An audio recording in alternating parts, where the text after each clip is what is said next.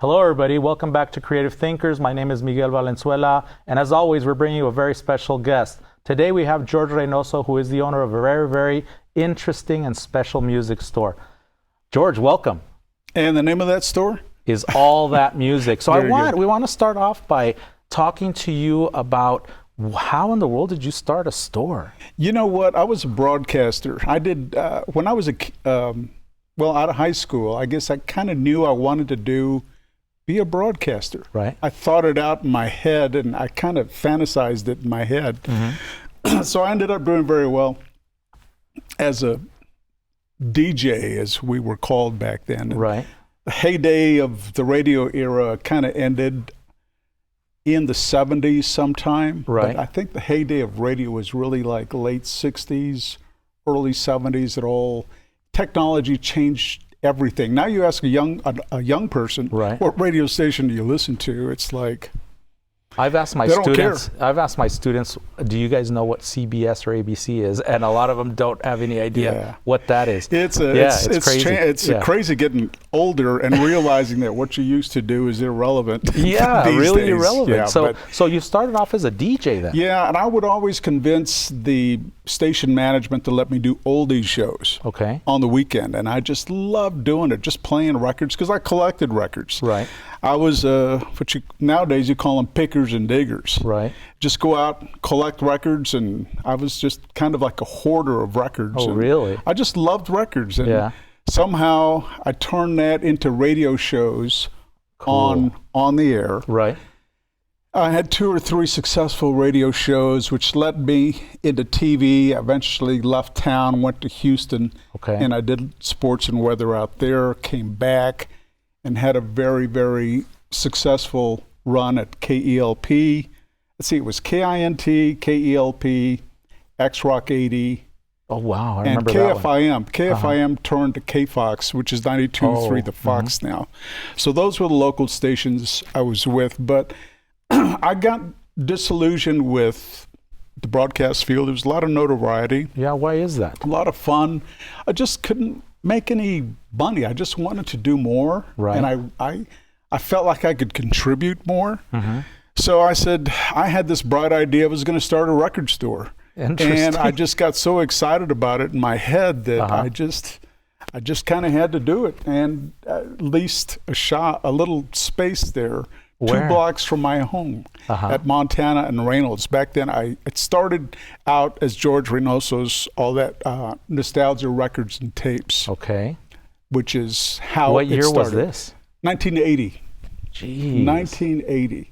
Yeah, I started with 500 used records. You can go to allthatmusic.com, and there's several interviews with me over the last 20 years that are there.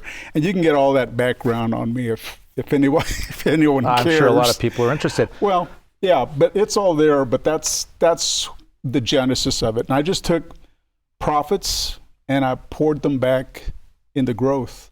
And for a lot of years, I really never had any real money, but I had a store that was growing and I was having a lot of fun. It was fabulous. Yeah, you know what's interesting about me and you is that both of us were in the same field. Yes. TV now.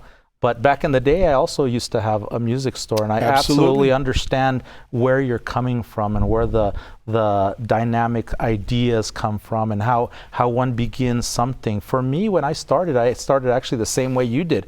I said one day, I used to live in Dallas. I lived there for a year. I came back and I said, you know, there's a really cool CD shop in Dallas, and I said, I want to open one of those. El Paso doesn't have anything like that. So I took my collection of CDs and started selling them, and I would buy, sell, and trade.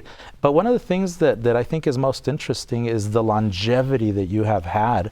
Can you give the audience, the viewers, some idea of what it takes to get to that point? Yeah, I'll tell you, if it wasn't for the support that I got from my family,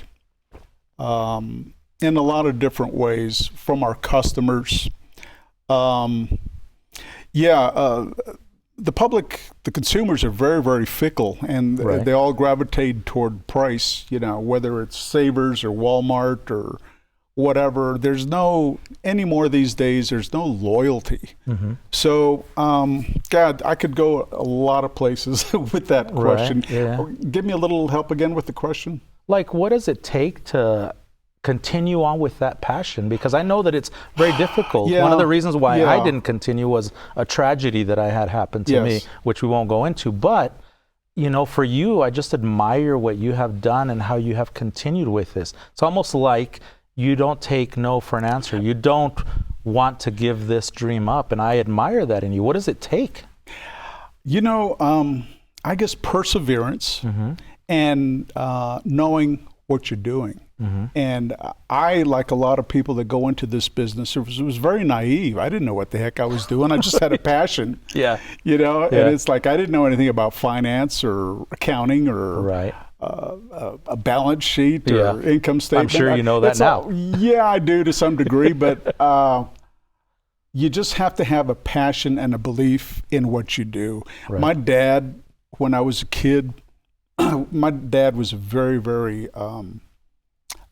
elevated spiritual man, and he would turn me on to books to expand my mind. And I read a book called Psycho-Cybernetics. Okay, what was that about? Maxwell Maltz, back in the, I want to say, late 60s, early 70s. Wow. And he was like that was a groundbreaking book at its time for the power of positive thinking. Oh, really? The whole premise is that if you think something out and you live it in your head, you will subliminally start doing actions to take you to whatever it is you're thinking about. End product. So, so I actually believed that I was going to do what I was going to do, and I've been very fortunate that my dad turned me on to that. And I read that book a couple of times, and it's just like, yeah, I'm gonna, you know, I didn't even try. It just kind of became part of me. Right. So I tell people, if you believe in it and you have enough passion about it, and you have other skills to help you get there, contacts, and I tell people, especially young people, how communication, charisma, and how you represent yourself to anyone, anywhere in life is what opens the door and gives you the opportunity to succeed. Now, if you're a slacker, you're probably going to be a slacker. You can be a good talker maybe and get yourself in the door, but if you don't perform and you don't believe actually that you can do this, you're probably not going to do it. But it's all in your head. You have to believe that this is what you're doing, this is what you want, and this is the prudent thing to do for right now. But you know, don't get me wrong. There was a lot of challenging times. Where we're faced. I remember the year Best Buy came into town. And they're selling records and CDs below our manufacturer's cost. Wow. So the big guys. The hooks, right? Yeah, Target, all those big corporate giants started making deals with the record companies. So, hey, we'll buy a couple 100,000 units of the new so-and-so. And it would undercut you. But this is how much we're going to pay you. So, you know, the big giants actually are the ones that dictate the price and the record. This is back still before MP3s and CD burners and the whole digital revolution took place. This is like, well, actually it was this was like 94 is when Best Buy came to town. But for a while there, we were buying our inventory from Best Buy. We did the same thing. Anyway, yeah. You have to do what you have to do. Yeah, exactly. Yeah, you just need to listen to your customers. And the good thing for us is that as a local radio guy, I knew what the local populace was looking for. Now, in our town, there's the Spanish-Mexican market, which is a whole different world.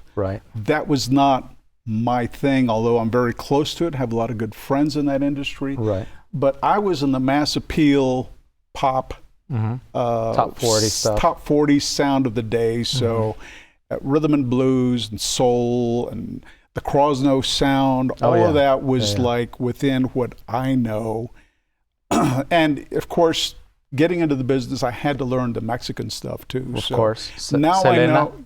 Who? Selena. Selena's Mex-Tex. That's a whole subject unto itself. Yeah, that's true. But she's God, that girl's got. I remember we had a promotion in the parking lot at a Lee Trevino store. we had 5,000 people in the parking lot, Jeez. and all 3 TV stations did their 10 o'clock news from the parking lot. No way. We sold 3,000 units of the Dreaming of You album. Really? Yeah, but I've kind of always been a marketing guy. I look at people's perception, how clean a place is. I just, what do their displays look like? Is it dirty? Is it clean? Does anybody in here care that I'm in here? Right. And I remember a long time ago, I walked into a sound warehouse and there was a bunch of cool kids. They're about my age, but they were all listening to something that I didn't know, I'd never heard of, but they were all huddled up in their own little clique. And I was just a customer, and I was not part of that cool crowd. Right. And I always remember that. It's like, when someone comes into your store, don't discriminate about what they're looking for, what they listen to. I mean, sometimes I think to myself when I see someone bring a product to the store by an artist, and I'll say to myself, why? But you can't you gotta at least look at it, right? Yeah. Well, you're just happy that someone is getting what pleases them, and they had the fortitude to come in and pay money for it. Right. And it's on the shelf, and they can't get it anywhere else. Yeah. But the internet thing, that's the digital revolution. That's just a whole nother thing. We're still probably dealing with that. Right now, the slogan I'm using is when having a hard copy matters. Right. And that's what you're using online. Yes, because there's a lot of people that will infinitely into the future will collect things. Correct. So what happened with the new generation of digital files that are out there, people quit collecting things, quit collecting music. So a lot of those collections come into the store. Right. We sort them all out and look at what has value in today's marketplace. That's the stuff that either goes online or ends up in the store. But I was going somewhere with that thought. Well, that's one of the things that I think is interesting about your shop. I see how you have absolutely changed.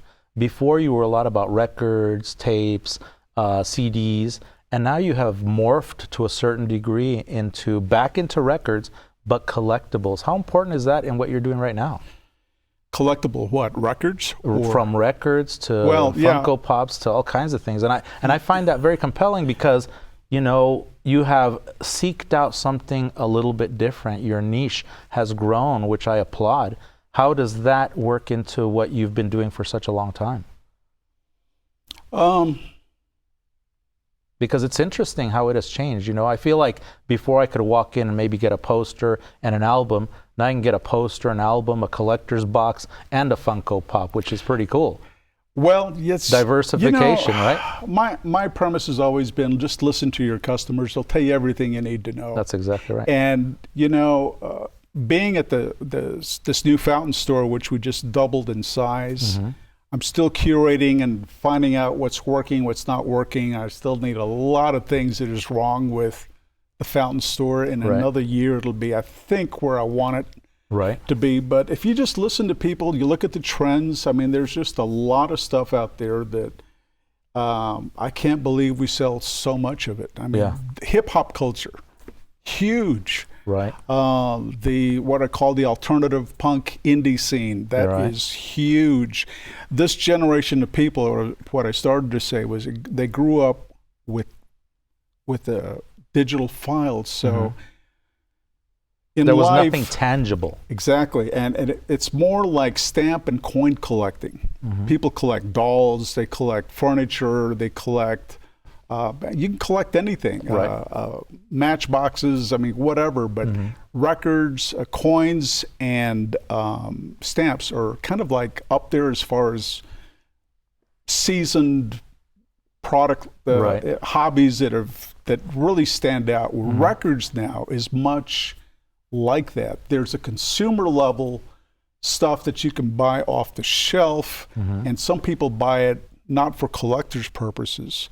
But that's why I tell these young kids that are buying records, learn how to handle your record, clean your needle. That's true. Because if you come back, you decide, in 3 years or 5 years that you've had enough of this hobby, it wasn't for you, and you bring it back to me, and you bring it all trashed, I said, we can't do much for you because we have to resell it and represent it to the guy, to the next customer who wants to buy it, because it's no longer in print.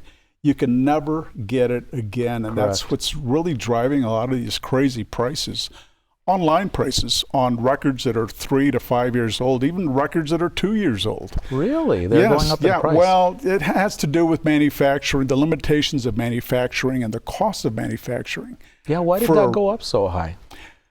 Well, I feel like it's high in comparison to what I remember paying for a record. First of all, they're done in smaller batches now. They're pressing records from 500 to 5,000 is a typical run of records. Wow. Bigger artists, I'm sure, are doing 10 to 50,000.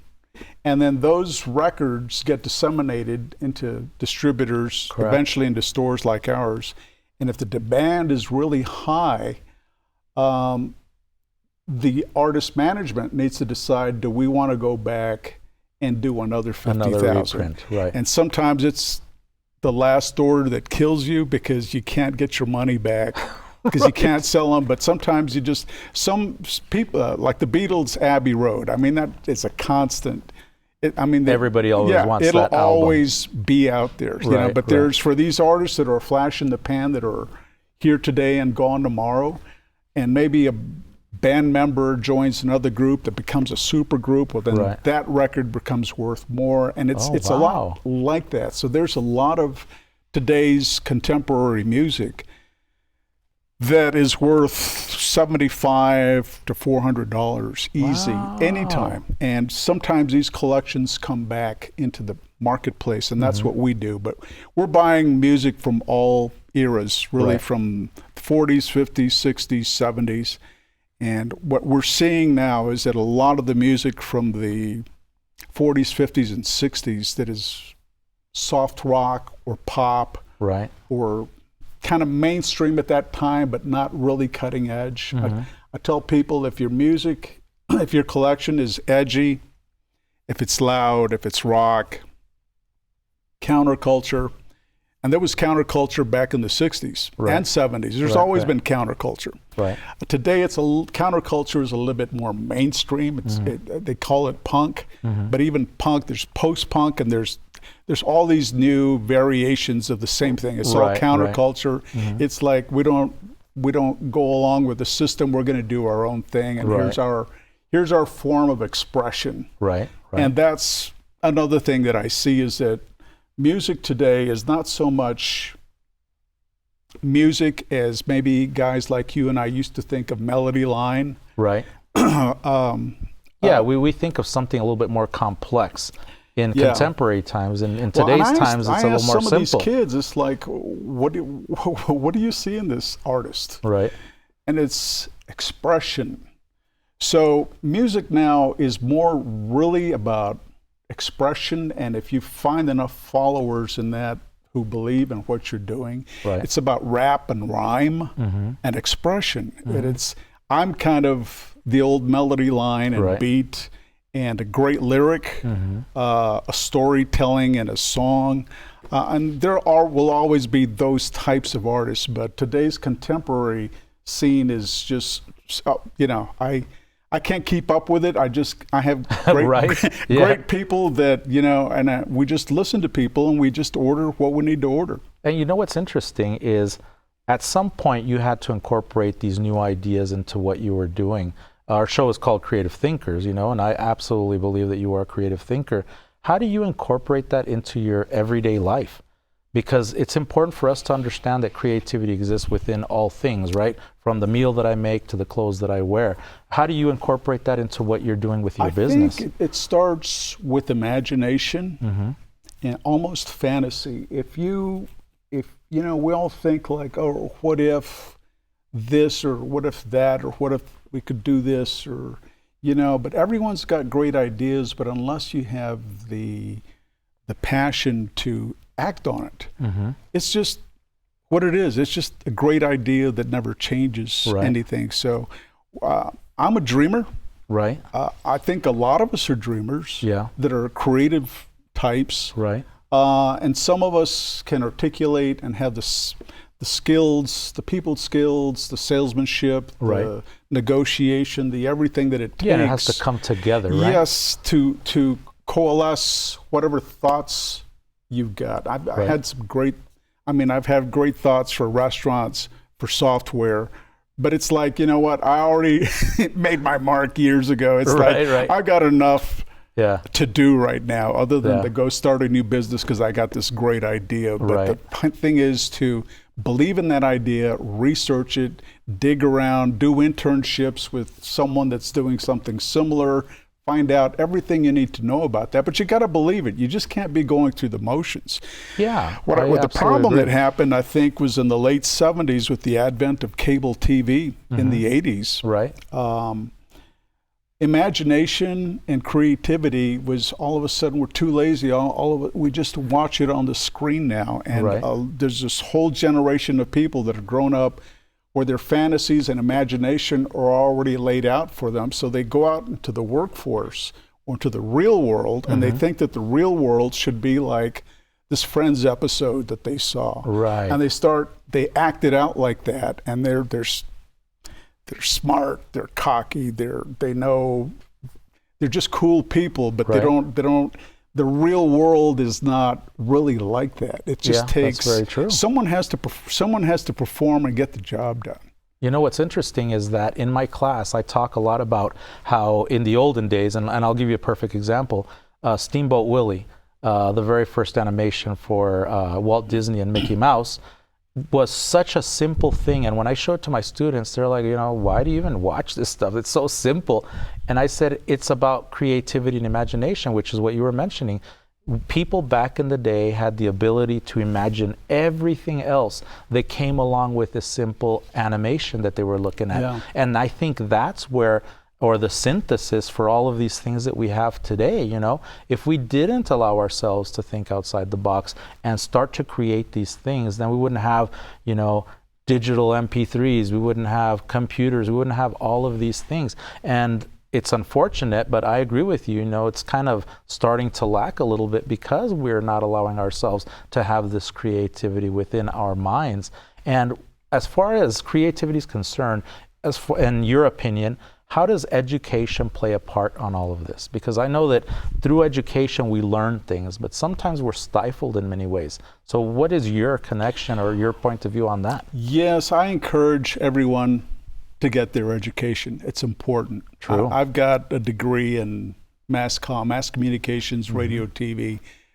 Did it teach me anything? It probably taught me that I have the discipline to get through a 4-year accredited institution and their curriculum, right? But it really, my radio and TV jobs were not because of my education. And I tell this to young people, again, it is how you represent yourself. Can you look at people in the eye and talk to them and be sincere? Right. And you'd be surprised how many young people don't have those skills. I wonder why that is, because I often see that. They're buried in their cell phones and their laptops.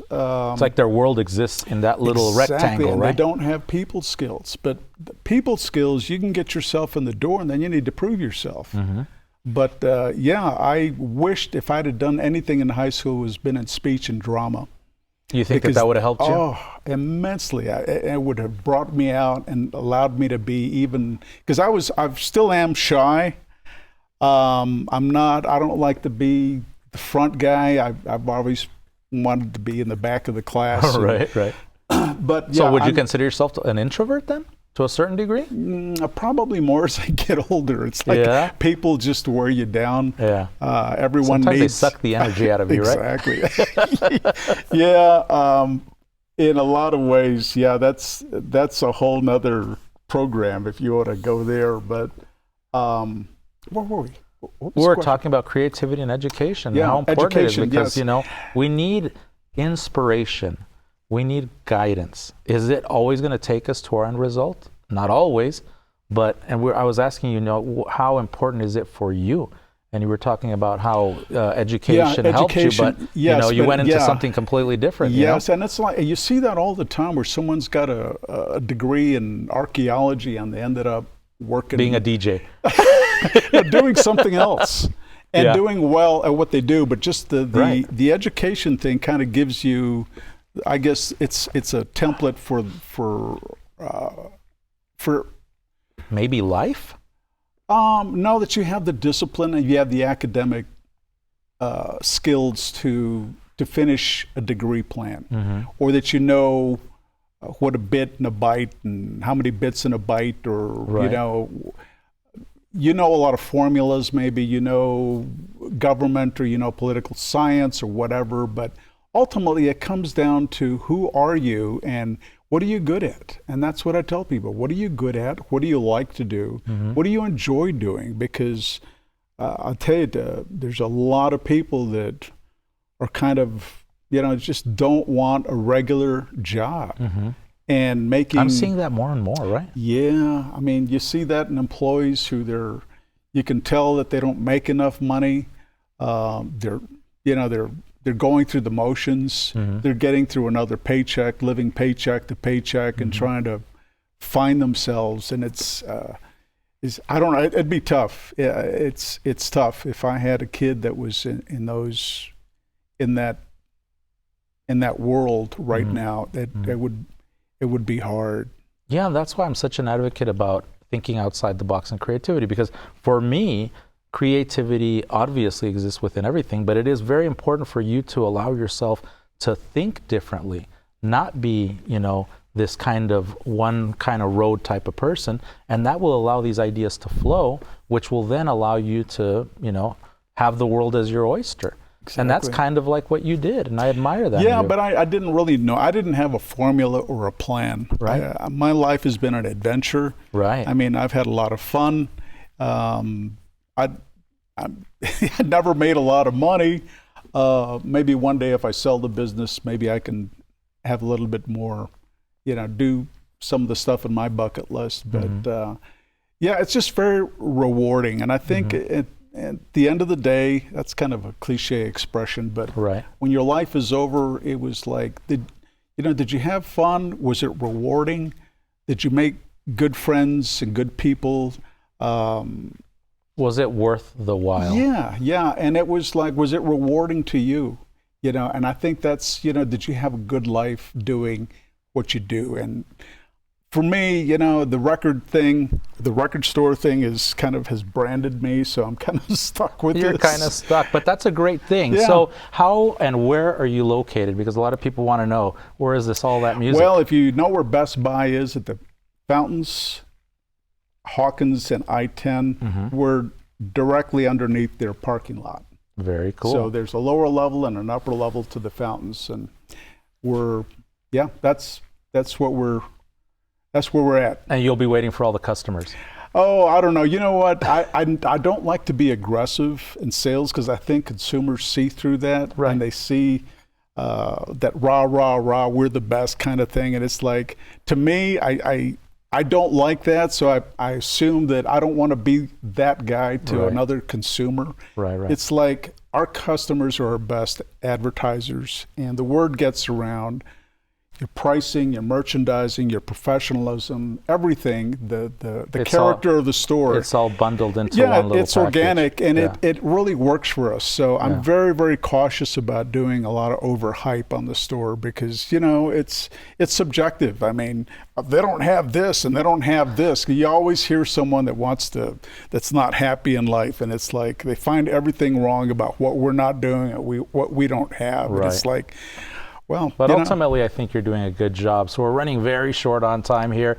It was a great interview. I wanted to thank you for being part of this. My pleasure, Max. Thank you for having me. As you can see, I can talk. I lose my train of thought every now and again. But it's okay. It's okay. It's always good to have good conversations. So everybody, I want to thank you guys for being present with us again today and seeing our channel and our Creative Thinkers program, and being interactive with our guests. Again, my name is Miguel Valenzuela, and you guys can reach me at mvalen31@epcc.edu. Thank you very much.